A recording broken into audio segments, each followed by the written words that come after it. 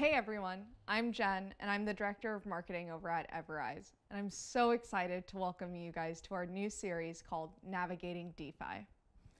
Decentralized finance, or DeFi for short, can be really overwhelming. So basically what we're going to do with this series is we're going to break it all down and show you some of the best practices for navigating the space. Today, we're going to be going over two key things. One, what is DeFi? And two, how can you participate in this space? Are you guys ready? Because I'm so ready, and I'm ready to say hello to the future of finance. So let's do this.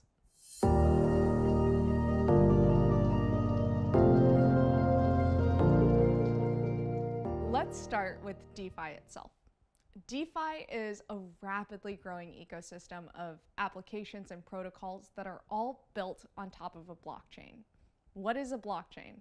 It's essentially an unchangeable ledger that records transactions with full transparency.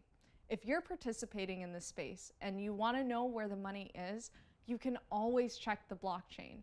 It's readily available and accessible by anyone in the world, which is really awesome. It provides full transparency in that way. Blockchains are also decentralized, and you're probably wondering, well, what does that mean? Essentially, it means that there's no more centralized control by banks or institutions. And the reason why this is good is because the core tenet of decentralization is that individuals, i.e. me, you, and really everyone else, we should be in charge of our own financial products. This opens up a ton of opportunities for things like higher yield financial products that are normally reserved for centralized institutions like banks, hedge funds, and market makers. I want to compare and contrast some of the key points that illustrate how DeFi is completely different from anything we've seen in the traditional finance space. So let's start with this example. If you want to open up a checkings or savings account, you generally need approval from the bank first. Whereas with DeFi, anyone in the world can create a digital wallet and participate in this space. Each time you make a deposit to your bank account, the bank essentially borrows that money from you and then they lend it out to other people, or they use it to make their own investments. Banks can use all of this leverage from their depositors, i.e. me, you, and everyone else that has a bank, to access financial products with a much higher yield than what they offer us on our savings accounts. This is why when we look at how much money we can earn when we put money into a savings account, it's so low. It's a little ridiculous if you think about it. I want you to think back to the housing market crash of 2008. What happened there? Banks were aggressively lending out deposited money, and when the market crashed, thousands of people lost their life savings. But with DeFi, any digital currency that's stored in your wallet is yours and yours alone. There's no centralized entities sending your money all over the world just to fatten up their bottom line. If there are higher yield opportunities available for you and your crypto, only you are allowed to pursue them. There's a saying in this space where we always say, your keys, your crypto. We'll get into that a little bit later. The other thing with banks is anytime you want to spend money you've deposited into your account, you're completely limited by your withdrawal limit or your credit limit.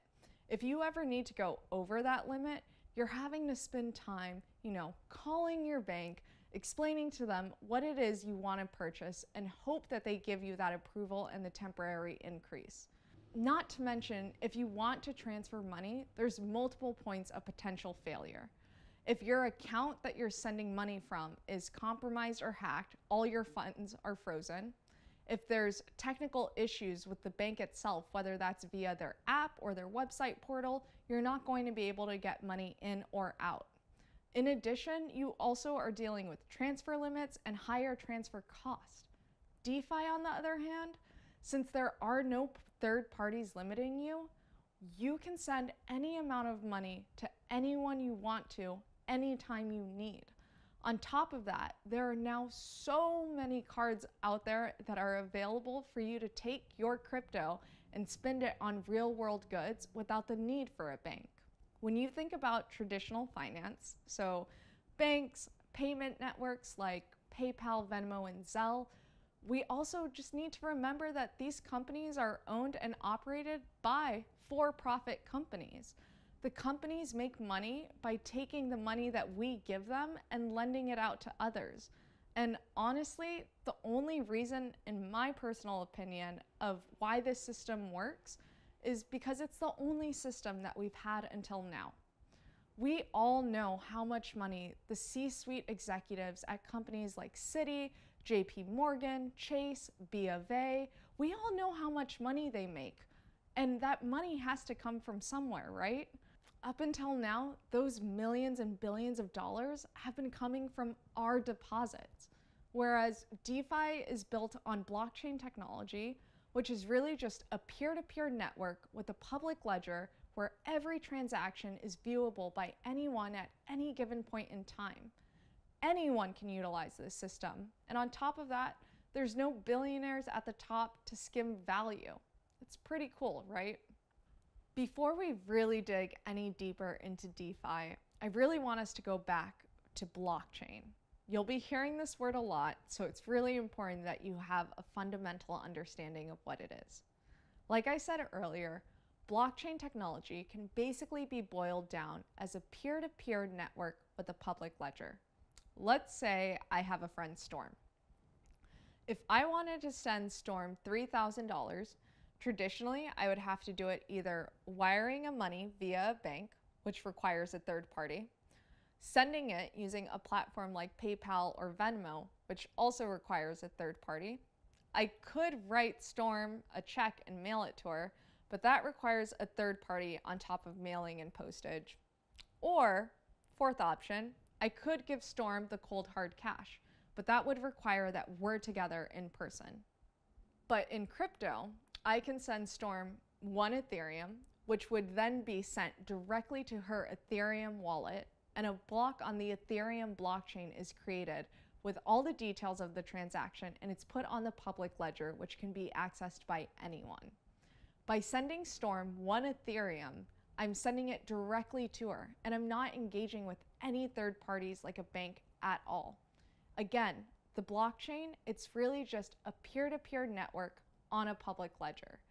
Now let's say Storm then wanted to send 1 Ethereum to a friend of hers. She would be able to do that, and a new block would be created on the blockchain and viewable via public ledger. Every transaction that occurs on the blockchain creates a new block linked to all previous blocks, hence blockchain. This is why we consider this technology very transparent, because you're able to track on this public ledger from block to block where the money is going. You may have noticed that in the example I illustrated with my friend Storm, I specifically called out the Ethereum blockchain. Why? Because there are so many different blockchains. Before we dive into the different kinds of blockchains, let's talk about the difference between a coin and a token. A coin is a cryptocurrency that has its own blockchain.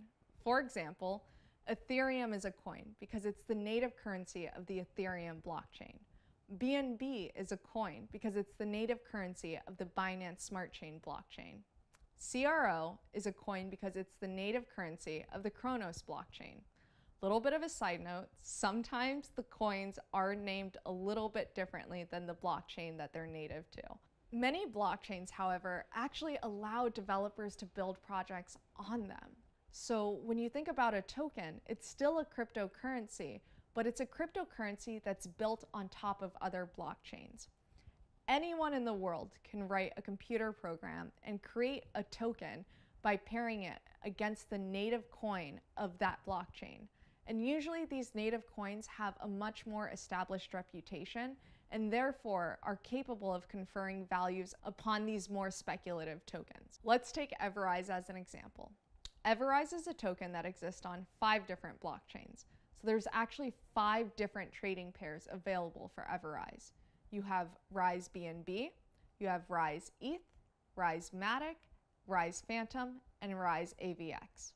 You can see in the naming convention how these pairs correlate to their respective blockchains.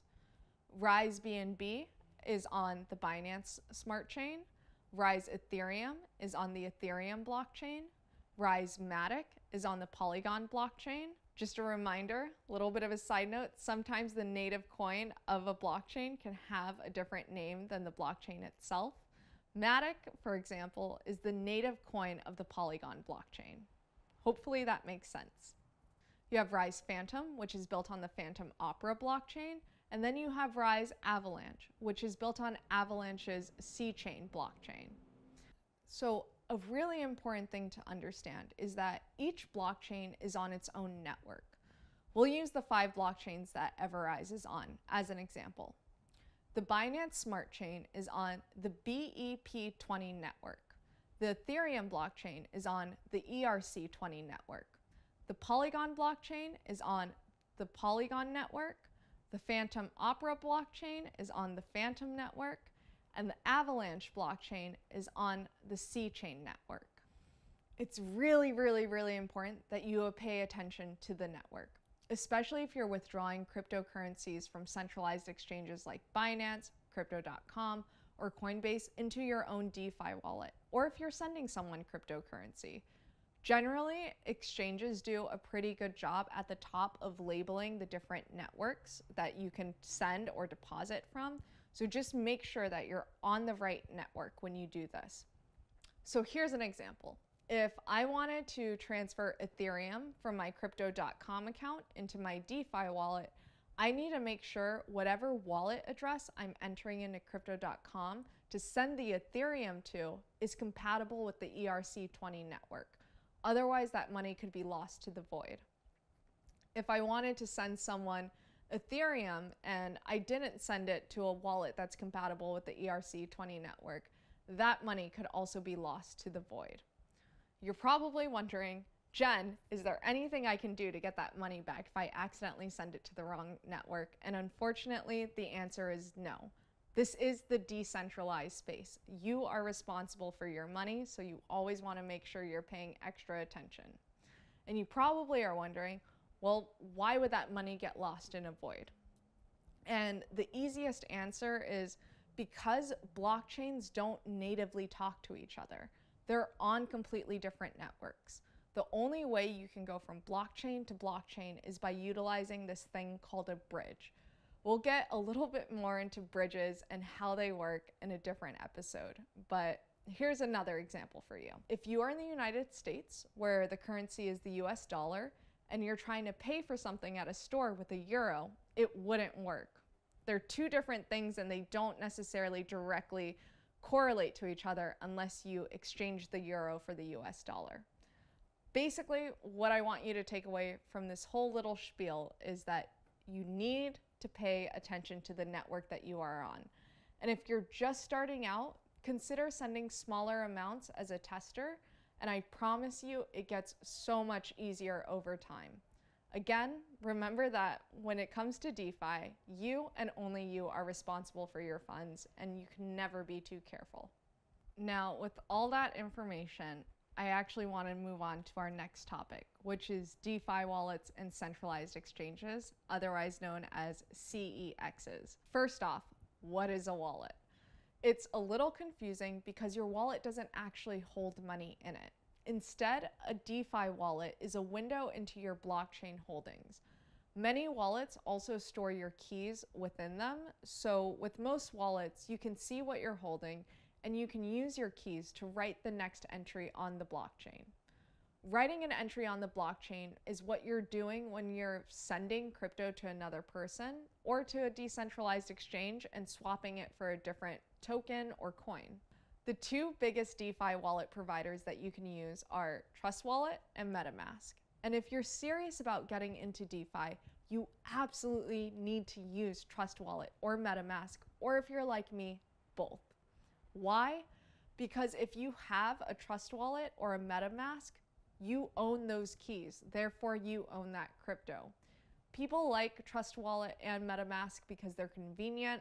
They're apps that you can download immediately on your phone and get started pretty easily. In addition, these wallets generally connect a lot better to dApps, otherwise known as decentralized applications, We'll be getting into those a little bit later as well.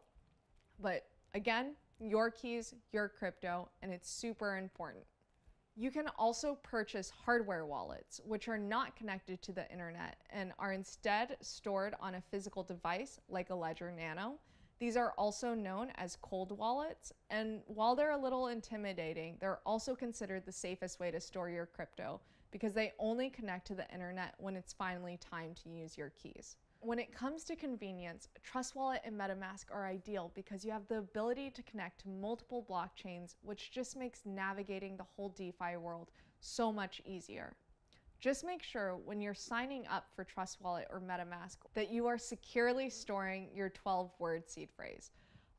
This is something that your wallet will provide to you. Make sure that you're writing it down on paper and locking away in somewhere safe. You don't want to email it, you don't want to carry it around, you don't want to take a screenshot of it and save it on your phone, because if someone can get access to your seed phrase, they have access to your crypto. And for this reason alone, you should always avoid keeping a hot wallet on your personal phone just to enhance security. And never, ever, ever, ever, ever, ever share your seed phrase with anyone on the internet, even if they say they're just trying to help you. These are very, very common scams, and these are very common ways that people lose access to their wallets and lose their crypto savings. So with that said, let's now move on to centralized exchanges. Centralized exchanges are owned by companies, hence the name centralized exchange, because there is a profit-seeking entity in charge. Some of the big centralized exchanges that you might have heard of include Binance, Coinbase, Crypto.com, Gate.io, KuCoin, Kraken, etc. When you're purchasing crypto on a centralized exchange, you'll see that crypto pop up in your wallet on the exchange.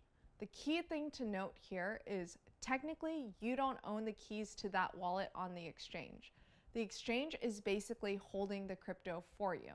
This is very similar to how when you deposit money in the bank is essentially holding that money for you, but you don't actually have the physical hard cash in your hands. So generally, if you're purchasing crypto on a centralized exchange and you're just looking to hold it, you'll want to transfer that crypto out to a DeFi wallet like Trust Wallet or Metamask, because it's the equivalent of you having the cold hard cash in your hands. Again, this is where we go, your keys, your crypto. So I know what you're thinking.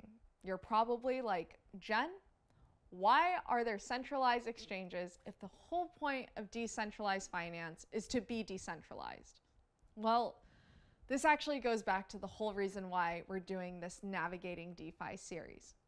DeFi can be a very difficult thing to understand and to participate in if there isn't a fundamental understanding of the basics. So that's what we'll be doing with this series, is equipping and arming you so you can take control of your finances, and if you're interested in participating in this space, you can participate. Centralized exchanges are a great entry point for anyone interested in getting involved in the space. Anyone can sign up to use a centralized exchange, and it gives you a really easy way to start investing. However, I'm here to try to make sure that you grasp the basics so you can start participating more in the decentralized space. I know this was a lot of information, and hopefully you found it helpful.